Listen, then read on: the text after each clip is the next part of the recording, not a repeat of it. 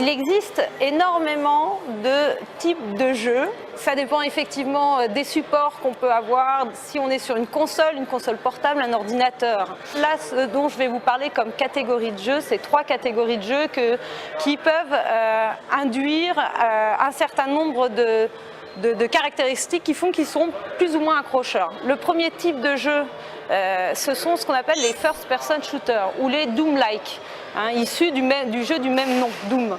En fait, dans ces jeux, on est dans des jeux en 3 dimensions, dans ce qu'on appelle une vue subjective. Ça veut dire que le bras du joueur est prolongé à l'intérieur de l'écran, généralement par une arme, parce que dans ces jeux, l'objectif principal, c'est de tuer un maximum d'adversaires. Ces jeux, finalement, ils vont nécessiter beaucoup de concentration, et d'ailleurs plus de réflexes que de réflexion. Ce qui se passe, c'est qu'on est tellement concentré qu'on oublie tout le reste. Mais la plupart des gens s'arrêtent d'eux-mêmes pour ce genre de jeu. La seconde catégorie de jeux que je vais distinguer, moi, ce sont les RTS, qu'on appelle les jeux de stratégie en temps réel. Donc c'est un jeu assez traditionnel, somme toute, c'est un jeu où on s'oppose, où on est dans l'affrontement, dans le défi avec un autre adversaire.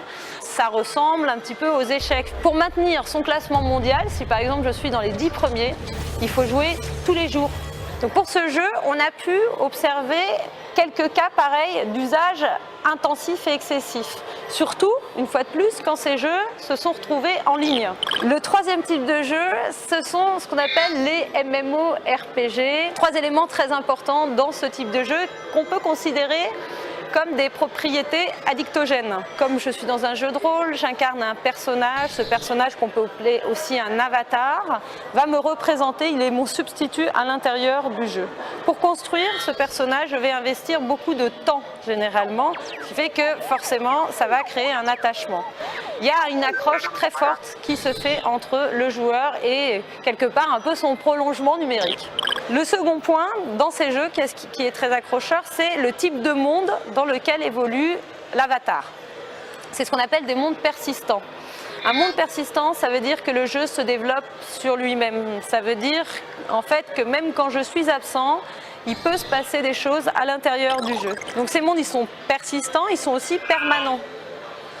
Permanent, ça veut dire accessible 24 heures sur 24. L'autre point, c'est qu'ils sont infinis. Même si on meurt dans ce jeu, si mon avatar vient à périr dans un conflit, eh bien je vais être ressuscité. Donc ça donne une notion encore plus d'infini.